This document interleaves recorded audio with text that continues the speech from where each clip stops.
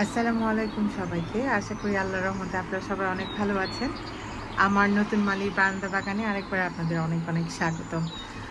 বারান্দাটা ফাইনালি আমি ক্লিন করেছি। এখানে আমার বেশি কিছু নেই যদিও, তারপরও আসলে বাহিরে এখনও ওয়েদার এখনও ঠিক হয়নি। এপ্রিলের মাঝামাঝি আছি আমরা ইউকেতে। কয়েকদিন বেশ গরম পড়েছিল, কিন্তু এখন আবার এই যে বাইরে আমি কার্ডিগান পরে বের হয়েছি, এখন বাজে প্রায় 11:30, কিন্তু তারপর প্রচণ্ড ঠান্ডা লাগছে। তো বুঝতেই পারেন এরকম অবস্থায় এরকম ঠান্ডার মধ্যে আমরা আমাদের দেশি শাকসবজি কোনোভাবেই করতে পারবো না, কোনো গাছই বেঁচে থাকবে না আসলে। সে কারণে এখনও বীজগুলো ইনডোরে করব। স্টার্ট হয়েছে কিছু, আম্মা দিয়েছেন কিছু বীজ, আর আমি কিছু স্টার্ট করব, তো সেটার জন্য ইনডোরে করতে হবে ইনশাল্লাহ।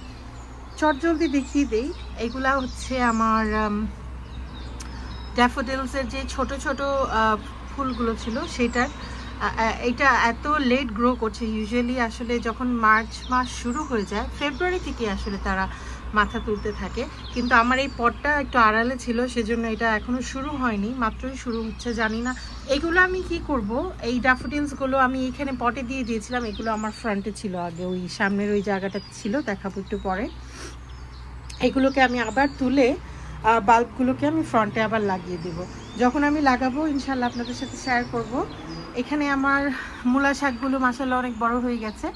আমি আগেও বলেছিলাম যে আমি আসলে মূলাটা লাগাই শাক খাওয়ার জন্য, কারণ দেশি মূলা ইউকে ব্রিস্টলে আমি যেখানে থাকি খুবই ঠান্ডা থাকে, দেশি মূলা সেভাবে করা সম্ভব হয় না। আর আমার খুবই ছোট্ট একটা বারান্দা, আমি বারবারই বলি।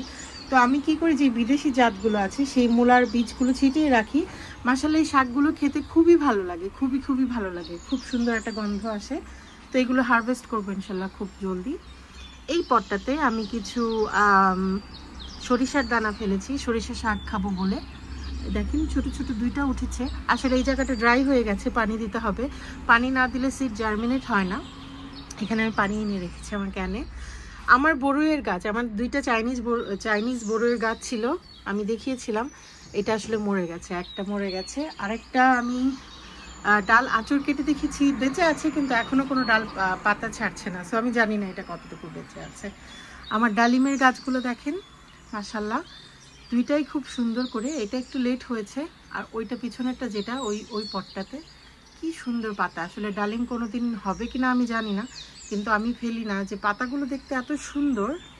আর এই পটটাতে দেখেন আমার আরেকটা থার্ড ডালিমের চারা, আমি খুবই ওয়ারিড ছিলাম যে হয়তো মরে গেছে।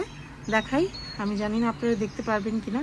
দেখেন আসলে মরেনি, মাশাআল্লাহ তারা আবার জেগে উঠছে। আমি কয়েকদিন পানি দিয়েছি, কিন্তু এটা যেহেতু মাটির পট, এটাতে মাটিও কম আছে। আসলে আমি দেখাই, মাটিটা খুবই ড্রাই হয়ে যায়, খুবই জলদি ড্রাই হয়ে যায়। আমি উপরে এই যে উড চিপিং দিয়ে মালচিং করে দিয়েছি, তারপরও ড্রাই হয়ে যায়। এটাতে পানি দিতে হবে। আমার আঙুরের চারাটা জানি না, আসলে গতবার 2-3 থোকা ছোট ছোট আঙুর হয়েছিল, এবার কি হবে জানি না। আমি আশাবাদী, আসলে গাছ যত বেশি বয়স হয় তত আরও তারা ফলন বাড়িয়ে দেয়। সো ইনশাল্লাহ আমি আশাবাদী, দেখা যাক কী হয়। এগুলো হচ্ছে নতুন পাতা, আমি এখনও আঙুরের কোনো ঝোপা দেখছি না, দেখা যাক কী হয়। আঙুরের পটটার ভিতরে আমার এই যে এগুলো হচ্ছে গ্লাডিয়েলা, আর ওই পাশে যে ছোটো ছোটোগুলো ওগুলো একটা অন্য আরেকটা ফুলের বাল্ব, কিন্তু গত বছর হয়নি, এই বছর হয় কিনা দেখা যাক ইনশাল্লাহ। আমার এই 3টা যে পট সেগুলো এখন রেডি আছে, এই যে দেখেন রেডি করে রেখেছি। রেডি বলতে আমি যেটা মিন করি, এটা অবশ্য সেই দিন আমি করেছি। আমি যে ভেজিটেবল স্ক্র্যাপ আছে আমার যে কিচেন থেকে, সেটা আমি মাটির ভিতরে দিয়ে পানি দিয়ে রাখি। এখন যেটা করব, এই পটের নিচে আমি ট্রে দিয়ে দেব, যেন আমি যখন এই পটটাতে পানি দেব, এই পানিটা যেন পটের ভিতরেই থাকে। তাহলে এই ভেজিটেবল স্ক্র্যাপগুলো খুব তাড়াতাড়ি মানে ডিকম্পোজ হয়ে যাবে ইনশাল্লাহ। আর কোনো অসুবিধা নেই। আপনারা দেখলে হয়তো বা কেউ ভাবছেন যে আল্লাহ উনি কি এটার উপরেই করে দেবেন নাকি। না, আমি কি করব, এই উপরের লেয়ারটা আমি সরিয়ে নতুন মাটি এটার মধ্যে দিয়ে তারপর আমি চারা লাগাবো। আর এই যতটুকু ডিকম্পোজ হয়েছে এটা আমি অন্য আরেকটা পটে রেখে দেবো। এটা আস্তে আস্তে ইনশাল্লাহ আবার যখন ডিকম্পোজ হবে ওই মাটিটা আমি আবার ব্যবহার করতে পারবো। এটা জাস্ট আমার মাটিগুলোর ইউজ করার জন্য। আমার এই থার্ড পটের দেখেন, এটার ভিতরেও আমি একটু আগে উপরে কোনো কিছুই ছিল না, একটা ডিমের খোসা। এটা আমি একটু যখন এরকম করে খুঁড়েছি, করার পরে এই যে শেকড়, আগের বছরের শেকড়, তারপরে এই যে যেমন ভেজিটেবল স্ক্র্যাপ, এগুলো এটার ভিতরে রয়েছে। এটাতেও এই তিনটাতে আমি সেম করব। আমি নিচে একটা করে ট্রে দিয়ে দিব, আর এটার ভিতরে এগুলোর ভিতরে বেশি করে পানি দিয়ে দিব যেন তাড়াতাড়ি ডিকম্পোজ হতে পারে জিনিসটা। আরেকটা পটে আমার আছে ধনিয়া পাতা, এখান থেকে পুরোটা হারভেস্ট করেছে, কিন্তু যেটা দেখাচ্ছিলাম দেখেন ধনিয়া পাতাগুলো ফুল বেরিয়ে যাচ্ছে, কিন্তু মানে আপনি না করলে বুঝবেন না। একটা পাতা ছিঁড়ে আপনি যদি হাতের মধ্যে ডলা দিয়ে গন্ধটা নেন, মাশাল্লাহ, আপনি যেই একটা ডাটা থেকে কুচি করে দিয়ে আপনার তরকারিতে দিলে যতটা গন্ধ হবে, আপনি বাজার থেকে কিনে আনলে এক মুঠা দিলেও ততটা গন্ধ হবে না। এত সুন্দর গন্ধ এই ধনিয়া পাতাগুলোর, এত স্ট্রং, মাশাল্লাহ। তো আমি সবসময় সবাইকে বলি, আসলে কারো যদি কোনো ছোটোখাটো জায়গা থাকে পটে করার, ধনিয়া পাতাটা করে নিজের বাড়িতে করে খাবেন, দেখবেন যে এত সুন্দর গন্ধ। এটা দিয়ে যদি আমরা ভর্তা বানাই, অসাধারণ একদম হয়, মানে বলে বোঝানোর মতো না, এত সুন্দর গন্ধ। এই যে আমার ফ্রন্টের জায়গাটা দেখেন, ওই যে এগুলো হচ্ছে আমার রসুন এখনও আছে, এই যে এগুলো হচ্ছে রসুন, কয়েকটাই আছে, বেশ কয়েকটা আছে রসুন। গত বছর আমার তোলা হয়নি, কিন্তু দেখেন কি অবস্থা। তো আমার যে ফর্কটা আছে, এই ফর্কটা, গার্ডেন ফর্কটা দিয়ে আমি, যেহেতু আমার নিচে কোনো গাছ নেই, আমি আর রসুনগুলো তুলে ফেলবো, এরকম করে কুড়ে করে তুলবো, আর গ্লাভস পরে হাত দিয়ে ছিঁড়ে ছিঁড়ে একদম রুট থেকে চেষ্টা করব এগুলোকে বের করে তারপরে ফেলে দিতে। তারপরে যেটা করব, ওই আমি যে ড্যাফোডিলের বাল্বগুলো দেখাচ্ছিলাম ওইখানে, এই যে আমার এই ড্যাফোডিলের বাল্বগুলো আমি খুব সুন্দর করে পুরোটা জায়গায় দিয়ে দেবো।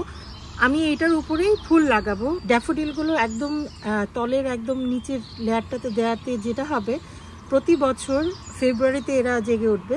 ফেব্রুয়ারি মার্চে আমার খুব সুন্দর এই জায়গাটাতে খুব হলুদ সুন্দর ফুল থাকবে। তারপর তারা যখন শেষ হয়ে যাবে, তখন আমি আবার উপরের মাটিটাতে বাইরে থেকে কিনে এনে যে ছোট ছোট ফুলের চারা, ওগুলো লাগিয়ে দিলে আরও সুন্দর করে, মানে আমার পুরো ফেব্রুয়ারি থেকে একদম অক্টোবর পর্যন্ত, অক্টোবর নভেম্বর পর্যন্ত আমার খুব সুন্দর ফুল আমার এই জায়গাটাতে থাকবে। আমি আর আসলে রসুন করব না, করে অতটা ভালো ফল পাইনি, এখানে আর রসুন লাগাবো না। আর এইখানের অবস্থা দেখেন, এটাতে আমি যেই বারান্দাটা ক্লিন করেছি, যত স্ক্র্যাপ হয়েছে, তারপরে যে গত বছরের লাউয়ের যেই অবশিষ্টগুলো, শুকনা ডালগুলো, সব এটার ভিতরে রেখেছি। এটা একটা বক্স, এটার ভিতরে আমি এটা ঘরে রাখবো, বীজ করব, বীজের যে চারাগুলো করব এটার ভিতরে রেখে বক্সটাতে ঢাকনা দিয়ে রেখে দেবো, তাহলে ঠান্ডা থেকে বাঁচবে। আর গত বছর আমি এটাতে করেছিলাম বীজগুলো, কিন্তু এইগুলো আমি আসলে ফেলে দেবো, রিসাইকেল করে ফেলবো। এগুলোতে না করার একটাই কারণ, যখন আমি গাছগুলো তুলতে যাই, সুন্দর করে গাছগুলো উঠে না, একটা তুলতে গেলে অন্যগুলো ক্ষয়ক্ষতি হয়। তো এগুলোতে আমি আসলে আর করবো না, এগুলোতে করে আসলে আমি খুব একটা ভালো সুফল পাইনি। আমি এগুলোতে করব। দেখেন, আমার ঠিক খেয়াল নেই আমি এগুলো কোথা থেকে কিনেছি, হয়তো B&M, আমার ঠিক খেয়াল নেই, কিন্তু এগুলো খুবই ভালো, আমি কয়েকটা কিনে রেখেছিলাম। আর এগুলোও আমি কিনেছি আজদা থেকে, কিন্তু এগুলোতেও আমি সুফল পাইনি, একদম ড্রাই হয়ে যায়, খুব অনেক পানি দিতে হয়। তো ওগুলো আমি আর আসলে কখনো করবো না। এই প্লাস্টিকগুলো, এগুলো বেশ বড় আছে, অনেক দিন চারার ভিতরে থাকবে। আর দেখেন অনেকগুলো ফুল থাকে এটার ভিতরে, তো এটা আপনারা কিনতে পারেন, আমার আগের একটা ভিডিওতে আছে। আর দেখেন খুবই বাজে অবস্থা, এগুলোকে ঠিক করতে হবে। আর এখানে এগুলো হচ্ছে আমার কিচেন স্ক্র্যাপ, আমি গতকালকে রান্না করেছি সেটা, আর যে ফ্রুট টুট খাই আমরা সেটার স্ক্র্যাপগুলো এখানে রেখে দিয়েছি। এটা দিয়ে আমি ভেজিটেবল স্ক্র্যাপের যে একটা ফার্টিলাইজার ব্যবহার করি আমরা, লিকুইড ফার্টিলাইজার, সেটা বানাই। আমি আপনাদের সাথে শেয়ার করবো ইনশাল্লাহ অন্য একটা ভিডিওতে কিভাবে করি। তো আজকে আমার ভিডিওটা এই পর্যন্তই, আশা করি আপনাদের কাছে ভালো লেগেছে। আমাদের জন্য দোয়া করবেন, আল্লাহ আপনাদেরও ভালো রাখুক, এই দোয়া করে শেষ করছি। আসসালামু আলাইকুম।